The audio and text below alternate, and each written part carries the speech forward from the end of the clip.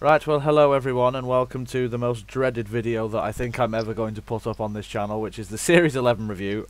Dan is with me again, Hello, everyone. and I'm sure that you're dreading this as much as I am. I'm actually not. I'm looking forward to this. I have a lot to talk about.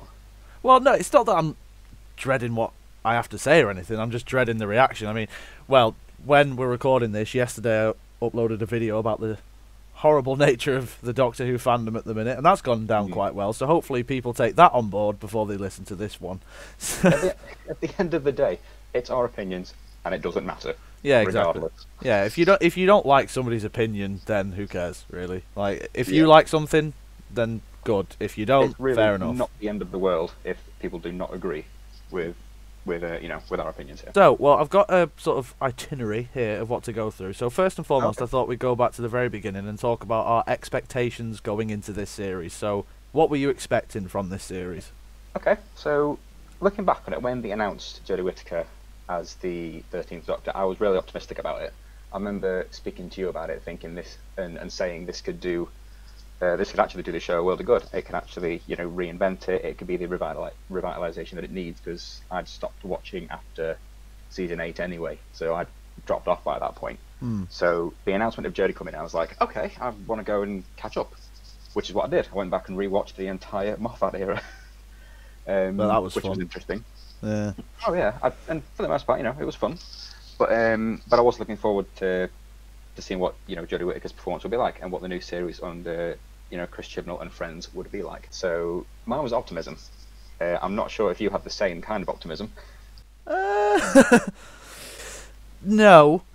Right, well, I need to take it back a few years for this, because Okay. everybody who watches my channel, and you as well, are well aware of what I think of a certain episode called Hellbent. And after Yes. that episode, I was sort of just like, oh, fuck this. Because it made me genuinely angry watching that, and that's the first time I've ever experienced that. And I was just like, why am I watching a show that I clearly don't like anymore just because I used to like it, if that makes Hate sense? watching. Yeah, exactly. And I didn't want to do that. I didn't want to watch it just because it's Doctor Who if I wasn't enjoying it, because why would you? So Yeah, after that, I that's was why just... stopped after 8. Yeah. So it's like, well, after that, I was just thought, oh, I can't be arsed. Then there was like a year off, and then it was announced that Moffat was leaving. It was announced that Capaldi was leaving, John Sim was coming back, and Classic Sidemen were coming back. And I just thought, do you know what, right, I'll give Series 10 a chance, because Moffat's had a year off, maybe he's been revitalised. Obviously, I really like Capaldi, so I want to sort of respect him and watch his final series. I love John Sim's Master. Even if Moffat hadn't taken that year off, they would have lured me in easily with John Mondasian Sim. Cybermen. Oh, really? Yeah, well, them as well. So, yeah, and Series 10, I think... Well, obviously, another point as well, there was no Clara, which was obviously a very high point for me. And I think Series 10 was slightly better, but not really enough. But then I thought, well, we've got a new showrunner... Like peak Doctor Who. No. So it's like, well, after this, we've got a new showrunner coming in. We're going to have a new Doctor. At that point, didn't know who it was going to be. And I just thought, well, I'm going to watch Series 11 regardless, because I'll give them a fair try, because things might be different. Obviously it's not Moffat anymore, so I won't be criticising his writing.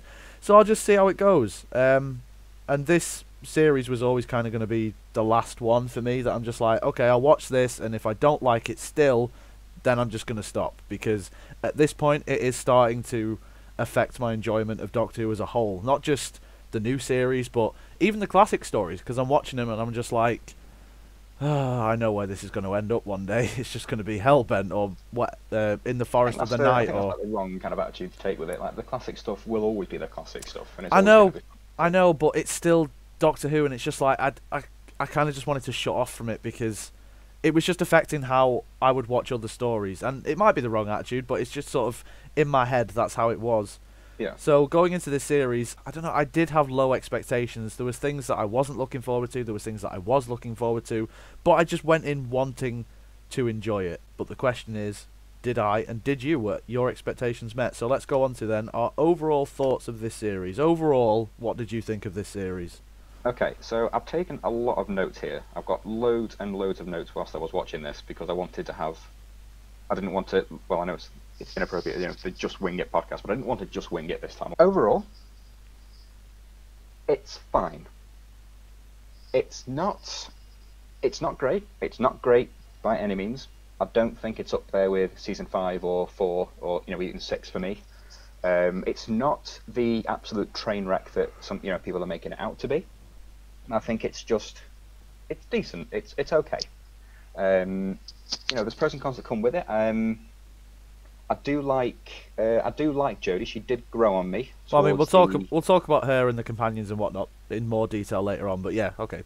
Yeah, for the most part though, it did grow on me towards the end. It was the last three where I was like, okay, which I know it seems like a backhanded compliment, the last three of the series, but yeah, it's a 3 out of 5 kind of deal for me. What did you think of it? This series of Doctor Who really didn't draw me in from the beginning, and I don't know what it is. I mean, we're going to talk about Chibnall a bit later on, but the writing really is the biggest problem with this series. I don't know what it is. I don't know. I don't think you can really just point to one thing and just say, "Yep, that's the problem." I think there's multiple different things that are coming together. That this series, I mean, we rewatched it just this last week, and I was saying to you yesterday, I've pretty much forgotten it already. I don't think the rewatchability factor is there. I don't think there's anything in this series that really sort of stands out, or if it does, it's not necessarily in a good way. There's no. I'll agree with the whole. It doesn't have the same kind of like rewatchability as the older stuff. I'll agree with that. Yeah, but I don't know. It just doesn't. There's nothing really in this series that makes me think, yeah, this is Doctor Who. If you put a different name on this series, you could kind of see that, because I mean, even the TARDIS is very sparingly used in this series. So it's not like you have that main crutch throughout. It's just sort of a group of time travelers doing stuff in stories that aren't particularly interesting or engaging. And I don't think a lot of the concepts, they have been done before, but I think they've been done better before. I don't know, maybe it's nostalgia kicking in for me, because a lot of people have compared the series to Series 1, but Series 1... No, I wouldn't do that. No, I think Series 1, there's a real sense of adventure, and there's a real sort of sense of excitement. Whereas with this series, it just sort of plods along, I guess. Yeah, it can be clunky in spaces. I'm glad you brought up the feel of the show, because I'm glad you mentioned that, because it does. There were several instances where I found myself thinking this does have more of a spin-off vibe to it, and I did think that quite frequently. That's not exactly a bad thing in itself. It's not, I'd say, I think Sarah Jane Adventures is better, but it's in the same kind of league in terms of tone with Sarah Jane Adventures. Yeah. I don't know if other people have kind of made that comparison. Like, tonally speaking, it's very much within that league. I know what you mean. I think definitely the target audience... I mean, I always thought of Doctor Who, everyone says, oh, it's a kid's show. I don't think it is. It's a family show. Yeah, it's for everybody. I do think you have a point, though. Sarah Jane Adventures was obviously targeted more towards kids, and I do kind of get the vibe with this, especially with some of the dialogue. Like, it is oversimplified in a lot of places, or in other places it's over-explained. So the Doctor will say something, and she's there talking about it for like 2 or 3 minutes, when it's just like, just show us the thing. There is like, a lot of babbling at times. Yeah, and it's a lot of the time you do get the sense that they can't show. It is. I think we were saying this yesterday. It is more sort of like tell, not show. Like, let the audience do a bit of work. It feels like the series is holding your hand with a lot of things, and I don't really appreciate that, because Doctor Who is clever. I mean, especially with Moffat. I think maybe it's because this series came directly after Moffat's era, and he was very intricate and complex with his plot devices and whatnot. Yeah. A lot of the time they didn't work, but at least he was trying to give the audience something to think about and the audience something to work on. But with this series, I don't think we have that. It's like with this, my biggest complaint really is the lack of a season arc. Yeah. There's nothing connecting the episodes together. It's like you could literally watch it mostly in any order, and it wouldn't affect the viewing experience whatsoever. I do think we need an overarching storyline that holds it all together, so it feels like a complete series. It just felt like just an adventure here and there. You can just tune in whenever. Wouldn't really make a difference. It wasn't building to anything. Like when in season 1 you were building to the Bad Wolf story, or season 3 you were building to the reveal of the Master. Yeah. Season 5 with with the Pandorica, there was always somewhere we were going. With this one, it was just like, there's no there's no overarching storyline here. It was kind of flimsy in that sense. It was very sort of meandering in places, I think. Because I mean, Yeah. the finale especially. This for me is the weakest finale in terms of an actual plot because, Okay. like you say, it doesn't really build to anything, and you end up with a story that starts off, I think, quite well and quite interesting, but then it really sort of slows down, and it just that like this finale. What's the name of it again? The Battle of Rancor Fall. Ooh, I've got it noted down here. The Battle of Ranskor Av Kolos. That's the one. Mhm. That really sort of feels like that could have easily been episode 7. Yeah, Episode it 3. didn't feel like a finale. What I thought we could do is, how about we kind of like do like an episode breakdown? Because if we just like start talking about episodes like here and there, our review's gonna feel clunky. Yeah, So okay, if fair we did enough. like an episode breakdown, so we just like go through it, what we thought of each one. 'Cause Yeah. Some I enjoy, some I don't. Other ones I'm just kind of like. Some are just there. Yeah. Okay, so we'll start um, from The Woman Who Fell to Earth then. Yeah, so I actually rewatched the first two for this review. So I watched the first two when they came out, and I admit I was bored. I wasn't really into it. I wasn't engaged with it. I didn't feel any connection to it, and I did drop off. There was other things I was watching because I've been binge watching BoJack Horseman, which you should watch because that's fantastic. Yeah, And a it lot was of just- people it was tell me just- that. Yeah, it's great. There were other things that were just like on Netflix and everything that I was catching up on and other things. So Doctor Who really wasn't really a priority as it was coming out.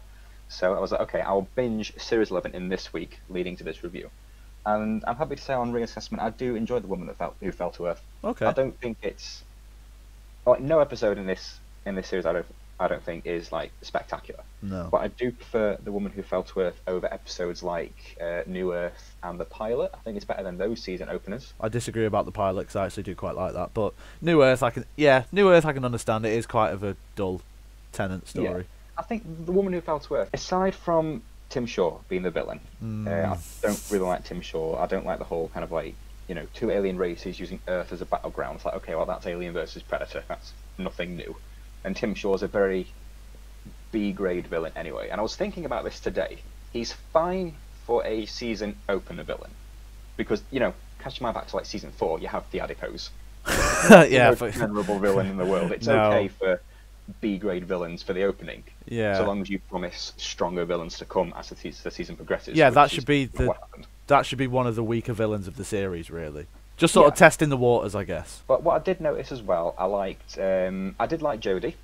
I thought she was fun.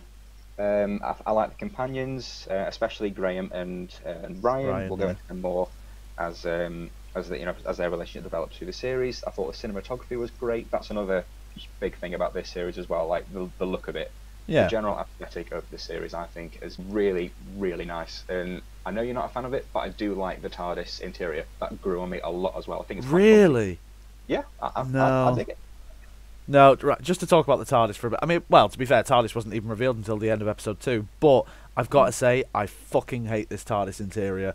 I mean, it. Really? Yeah, Okay. it really reminds me of the Eccleston Tennant one, which I'm not a fan of in the sense that it's really organic. But I just think the proportions of like the central console, the rotor in the middle, and then the pillars around it, they're just I too. like the little hourglass that they can spin round. That's cool. Yeah, And it that- gives you custard cream. Yeah, What is not to love about that? I prefer bourbon, but anyway, no, it's the scale of it is just off to me. I mean, I loved Capaldi's TARDIS. I mean, I think that's the best That's TARDIS. still the best one. Yeah, that's my favourite one out of all of them, like classic Who to now.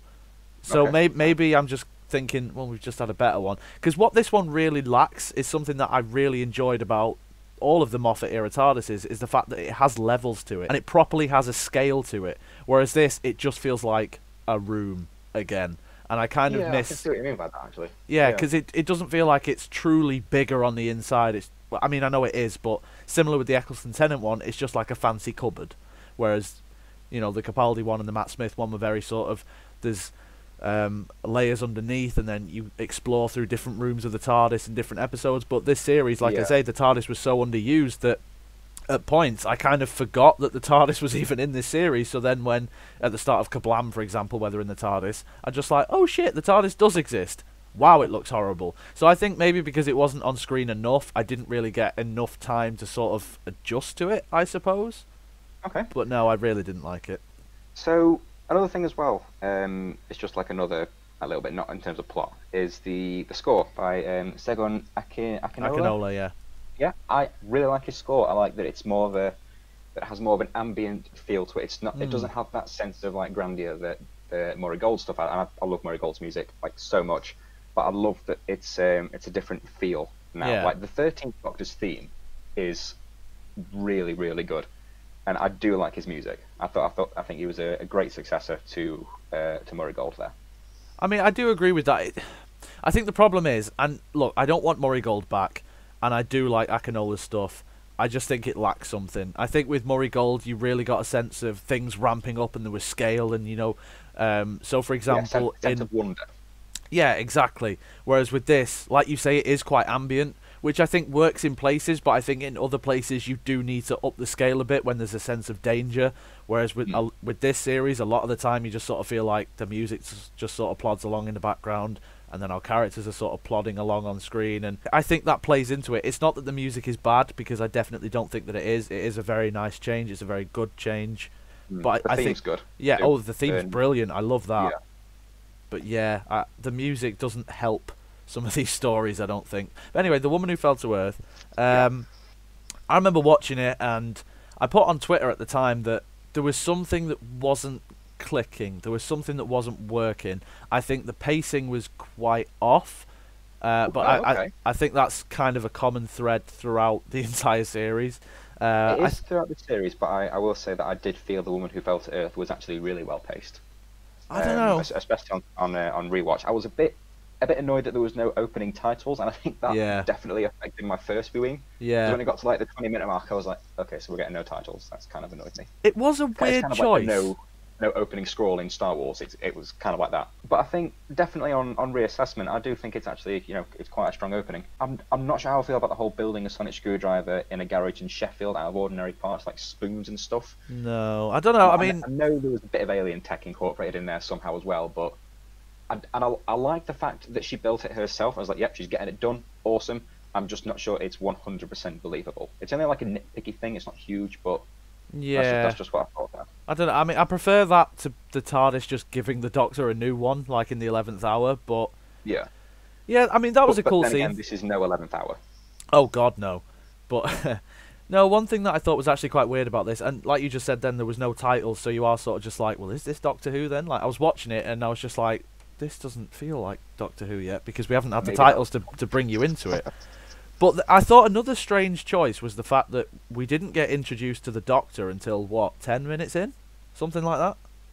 When she falls through the train? Yeah, but I like how they introduced Ryan, Graham, Yaz, and Grace. I mean, we'll talk more about the companions in a bit, but I think their introduction was fine.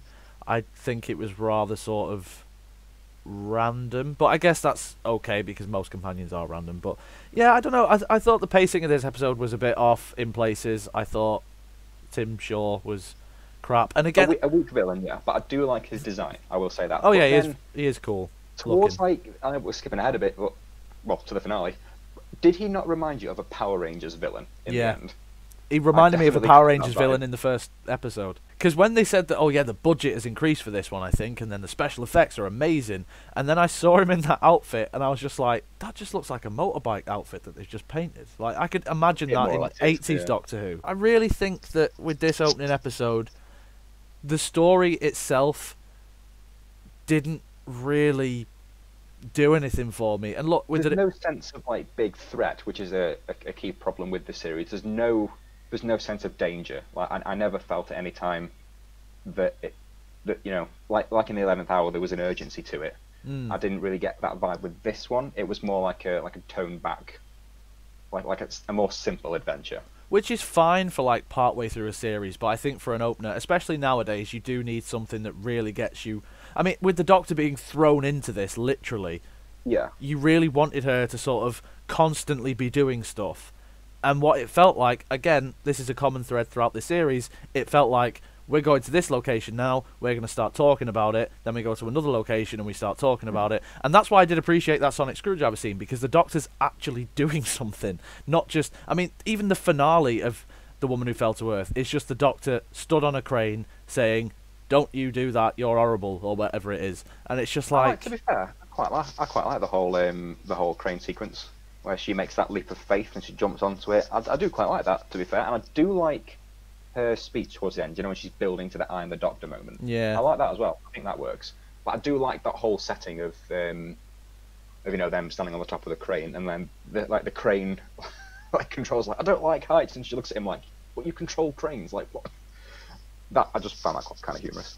But I will say it does get a bit depressing by the end. Like, I know characters die in Doctor Who all the time, but there was something more grounded in reality about this one that was like, oh, okay, we're having a really kind of hard-hitting ending here. But looking back and seeing where it goes in the future, I don't have as much of an issue with them having kind of a bleak ending. Oh, Grace. Yeah. Yeah. And we cut to a funeral and everything else, and then the reveal of Graham's cancer and everything. I was like, wow, they're really kind of, this is kind of, you know. Did he mention that really. Again? No, they didn't actually. Exactly. See, that was the thing. Why throw something like that out there and then not just acknowledge it again unless it's going to be a thing? I mean, I know with Ryan's, what's it called again, dyspraxia, they kind of acknowledged that a few times throughout the series, but yeah, I mean, I did like the ending, but I don't know, that moment where Jodie just says, like, I am the Doctor, I didn't feel like she'd earned it. And people are going to say, well, what about Matt Smith? He was just on the rooftop talking. You know, it's the authority of basically run. And the whole thing before is like, you lot, back here, now, I'm not done. I don't feel, I mean, this is something that we'll get into in a bit when we're talking specifically about Jodie, but I feel she severely lacks the authority to sort of pull off those moments, like the sort of speechy, threatening moments. If she was a Doctor who was more sort of hands-on and was, you know, flipping switches and pressing buttons and whatnot, and that's how she got rid of enemies, I think she'd be a lot better at that. But I think her just standing there saying, I'm the Doctor and blah, blah, blah, I just don't think it suits her, personally. Oh, okay. I like that bit, to be fair with her there. I think when you say that, you know, she in that episode she's like, you know, trying to find her feet and everything, I think that's what this series felt like. Yeah. With not just in terms of the performance, but in terms of the writers as well, trying to lock down what kind of Doctor she is. And I think that was the same with Capaldi's first season as well. Like, they weren't 100% sure what kind of Doctor they wanted him to be. Definitely, because I mean, you look at him in Series 8 compared to Series 9, and it's a totally different character. Yeah, total change. So, I don't know, maybe she'll find her feet more in Series 12, or... Yeah. Well, it's like, I think we were talking about this as well. I didn't love Capaldi until Series 9. No. So, I mean, towards the end of the series, I definitely warmed to Jodie a lot. But, like, come her next season in 2020, it could be completely different. Possibly. And they could lock down her character, like, properly then, like, and say, yes, we know what kind of Doctor she is now. I think the problem is, and I said this to you yesterday, is the fact that there's certain episodes throughout this series where the Doctor will say something or do something, and then a few episodes later, she goes totally against that and does something else, I think. Right, okay. I can't remember exactly the details, but there's little moments like that, basically. I should have been more prepared for this. See, you should have taken notes. I should have taken notes. But that's, yeah. Yeah. Okay, so... Episode 1 quite weak for me. Ghost Monument. Demonic rags. Okay. Looks good. Yeah, cinematography is stunning in this one. It's one of the best looking episodes of this series, I think. And obviously, you know, we found out the TARDIS interior in this one, which I really like. And I love the relationship between Ryan and Graham here. Yeah. That develops a bit more. I think the first act is solid, but when you get to the demonic rags, that's like, okay, that's a bit naff. It's a bit slow in places. Yeah. There's not much exciting action. The pace for me, the pacing in this one was very up and down for me. And Yaz was completely underutilized in this one as well, as she Shocker. is in the majority of this series. Yeah. But as an episode, it was all right. It's not anything majorly memorable. I'm not all too keen on it. It's fine.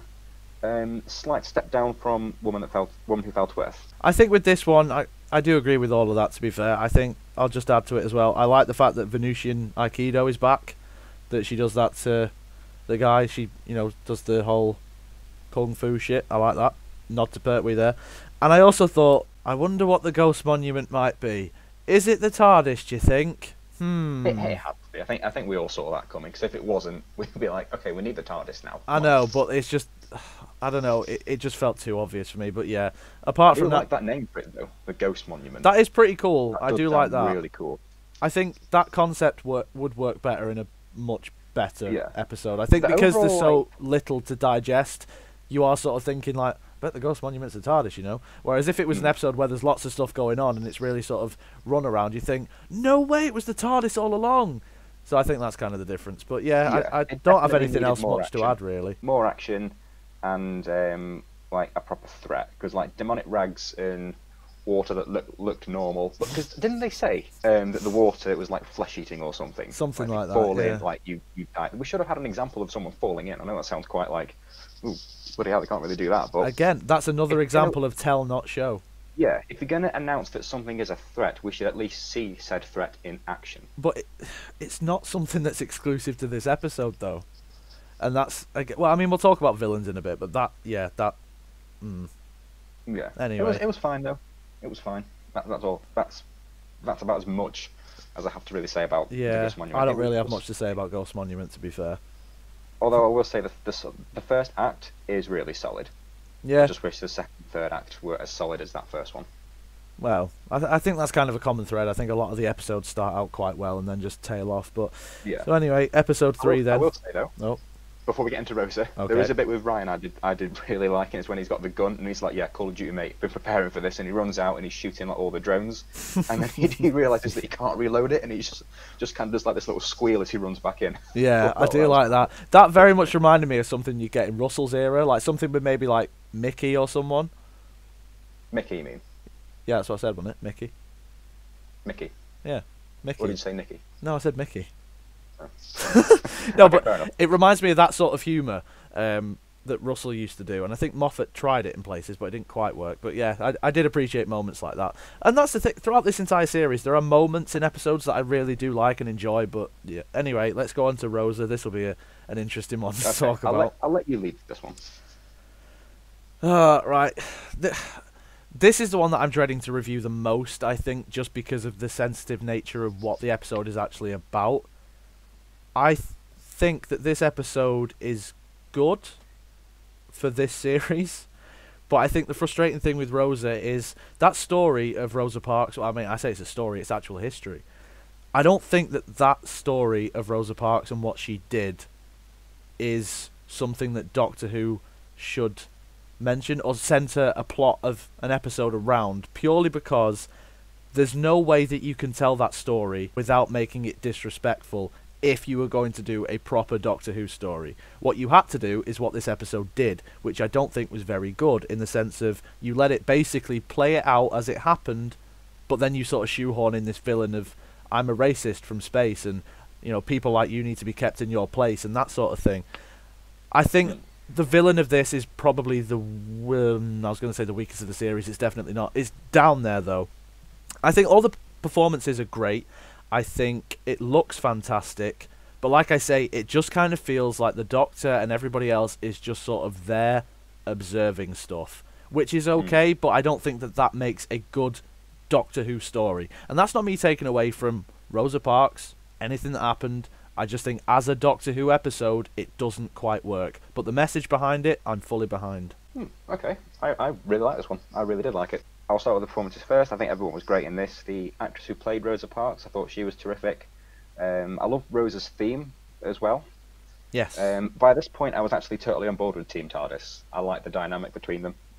There's a nice character moment between Ryan and Yaz. Where they're talking about their racism and stuff. Yeah, it's when the Doctor and Graham are in the hotel and they've had to sneak out the bathroom window so they don't get caught. Nice moment between them there. The villain, very weak. He was very one note and uninteresting. Like there was no. I know people were going to say, "Oh, well, he was just racist." And it's like, well, yeah, but we need kind of some motivations there. Yeah, as because to why he's like that. Yeah, because being racist to the level that he is, you would expect some sort of explanation. Like the fact that he's going back and trying to change history because of how much he hates a certain demographic of people.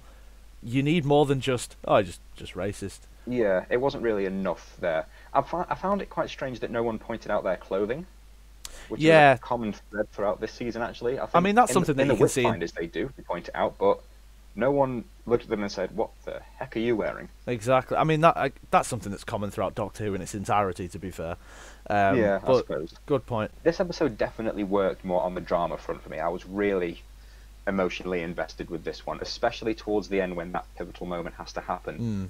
and then you Graham's a see part of Graham, it. and he realizes he's part of the whole thing, and he looks at the Doc and he's like, I I don't don't want want to to be. Yeah, I don't want to be a part of this. Yeah, That was I a really love good that. moment. Yeah, and I love the bit in the hotel as well where she's writing on the walls, and then Graham's like, "Can you stop doing that? You're not Banksy." And she goes, "Or am I?" That was a great Doctor moment. I did really like that. I always appreciate a good Banksy joke. Well, I mean, the Doctor does that throughout this entire series, just randomly come out with stuff, and it's just like once or twice in a series is funny. Every single episode really gets on my nerves, but that one was quite good. I do like her humour. To be fair, I really wish she'd stop saying "fam" though. Yeah, I mean, it's kind of a thing because it's like throughout the classic era, the Doctor would always say, "Oh yeah, there's a good chap" and that sort of thing. In the new series, they sort of made it mate, and now it's fam. And I just feel like it's going to be really dated in a few years when you come back and watch this series again. I think "fam's" cringy anyway, no matter what context you use it in. But You say it. as a joke, only with you guys, I wasn't being funny, but. Well, yeah.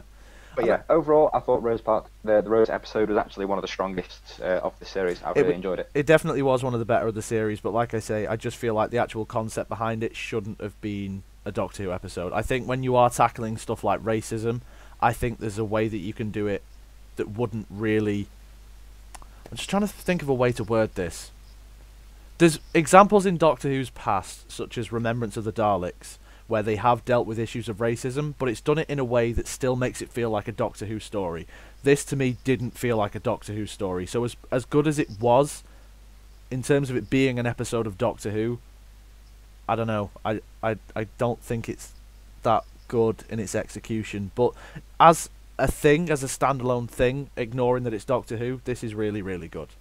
If that makes sense. I think it was handled in the best way possible. Yeah. It's definitely a strong one for me. It's probably definitely top three. Definitely top three of this series. Right, so what was the next episode then? Arachnids in the UK. So we move on to the first stinker of the series. First what? The first stinker. Oh, right, okay. The first dud. And I mean, there's already been like 2 already for me, so... Okay, this is the first one for me, because the first 3 episodes I was like, yeah, okay, I like this. And then we get to Arachnids in the UK. So, ideally, this should have been an episode that I was all over, because I love movies about giant spiders. So, anything from 8-legged freaks to arachnophobia to things like Big Ass Spider. Big spiders are a win for me already. And the spiders do look cool. Yeah. They're not in it as much. I think the strongest thing about this one for me was Graham getting home and dealing with the loss of Grace. There was some great character building there for him. Yeah. And I love how that leads to his reason for wanting to join the Doctor at the end. Yeah, that he hasn't really got anything. Yeah, he's got that grief to carry, and he doesn't want to just, as he says, sit at home and that be his life, just grief. He wants to get out there and sort of take his mind off it somehow. All that works. But this episode was nowhere near as fun as it should be. I thought it was strange that the Doctor didn't have some kind of passing reference to Planet of the Spiders. She could have said something like, "Oh, dealt with these kind of things before." Even the Rachnos. Yeah. So weird that there was no reference to anything. I thought it was like, oh, it's toxic waste that made the spiders big. It's like, that's cliche. That is literally the plot from 8-legged freaks. Yeah. But it's not as fun as 8-legged freaks. I thought the hotel owner, the Trump knockoff, was a very weak villain with a really bad performance, actually. It was really hammy. Yeah, there was weirdly no sense of danger. I like when his assistant is taken and you can just see him wrapped up and you just see his legs kind of disappearing down the destroyed bathtub. But I wanted more action with the spiders. But there wasn't. There was more focus on the Trump knockoff. And this episode really didn't gel well for me at all. It was quite forgettable. It wasn't fun, really. It was really actually quite boring. And then the ending made no sense to me. And I think you know what I'm going to get into. And it's when one of the spiders has grown so big that it's suffocating. Yeah. And the Doctor says it's suffocating. And then the hotel owner comes in with a gun and shoots it. And then she has a go at him for it. And it's like, well, wasn't shooting and killing the spider, as he more says, humane? A more humane way of going about it than leading it into a room so it can just suffocate and inevitably suffer more. that didn't make much sense to me. That didn't really feel like the Doctor there. No.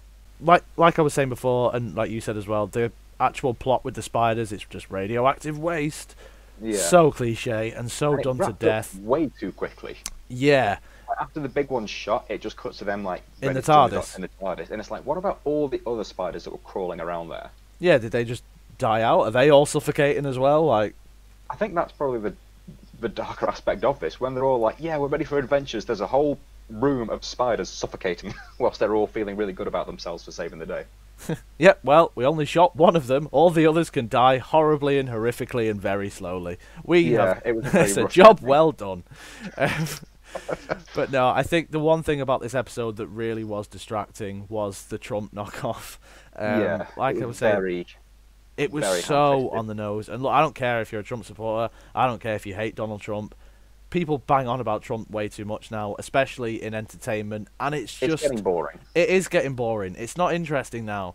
It just boils down to that old saying that people mock anti-Trump supporters. You know, orange man bad. That is essentially what this is. It's just orange man. Yeah, okay, we get it.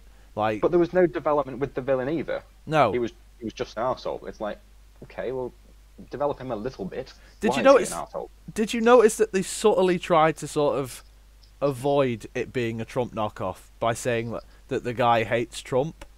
Yeah. And it just makes me laugh because it's just like, yeah, but he's exactly the same person. Like, he's a hotel owner, wants to run for president, is a massive bell end. Like, you're not being subtle with this. And I think when it comes to the political elements of this series, I know a lot of people want to talk about it and want to sort of throw their 2 cents out there. I think a lot of the time, and this being a prime example, it's just sort of so on the nose and in your face that it doesn't matter whether or not you actually agree or disagree with those politics. It takes away from the actual episode. And it kind of reminds me of that Zygon 2-parter with Capaldi, where the Zygons are very much trying to reference the whole ISIS, Muslims, not all of them are bad, that type of thing, and it takes you out of the episode and you can't enjoy the rest of it for what it is. And I think because a lot of the writing in this series has been so lackluster that you can't help but pick out the politics of this series, because I think Doctor Who has been political before, but because it's either done in a subtle way or it's done in a way where, yes, the politics is there and it's right on the nose, however the story around it is so good you just don't care. This is a prime example of all the politics is there, but then the story in the background is just so dull. Secondary. Yeah, that you just can't help but notice it. And obviously people are going to have their thoughts about it, regardless of whether or not they like Trump or hate Trump or whatever it is that they're talking about in that episode. I don't know. I just feel like this one really sort of hammered home the politics aspect of this series. Not the only the end of time, the day, but It could have been one of the most fun. It's like, you have giant spiders. yeah. What is not to love about that? And one of the shots is really cool, and it's when they're all going down that. Is when I think it's the one shot where you actually see a lot of them coming down the hallway. But yeah, it just should have been more fun.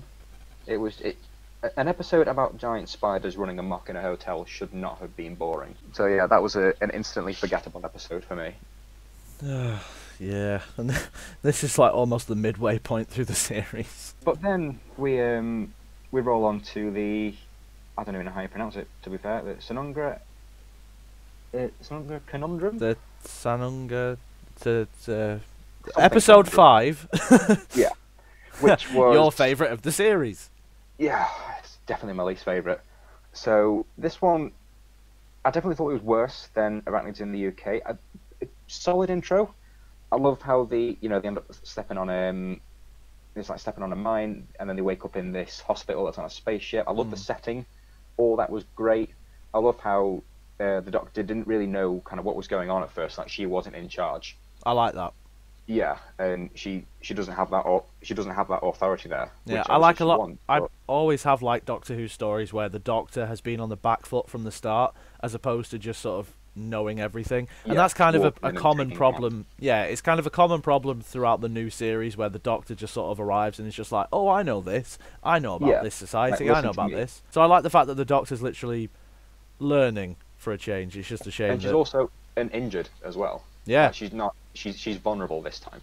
Yeah, but it's just a shame that the episode didn't do anything else that Yeah, was that so good. so aside from the setting being really good and the setup itself being interesting, we then have Stitch on meth running around, and it's not the most threatening villain in the world. No. It does. I'm not a fan of the Pating at all. No. I thought the subplot with the pregnant man was kind of pointless. Yeah. Like it was a filler subplot for an episode that was filler enough already. Yeah. It It did didn't. kind of feel like they've just put that in there just for the sake of it, not because it actually added anything to the story. Yeah, it didn't contribute anything. It was a filler plot for a filler episode. It was just all filler. There was no characters like learned anything. It was really, really bland. There was no sense of adventure or excitement or urgency. Like I think when the Pating's like running around and eating everything, and it's like, oh yeah, we need to do this right now. I think there's a moment where Ryan and Yaz are walking down the corridor and they're having a heart to heart, and it's like, okay, the dialogue of this heart to heart itself is not the problem, but it's the timing in which you choose to have it. Yeah. It You did need sort of the feel. urgency. I remember that now. It is sort of very.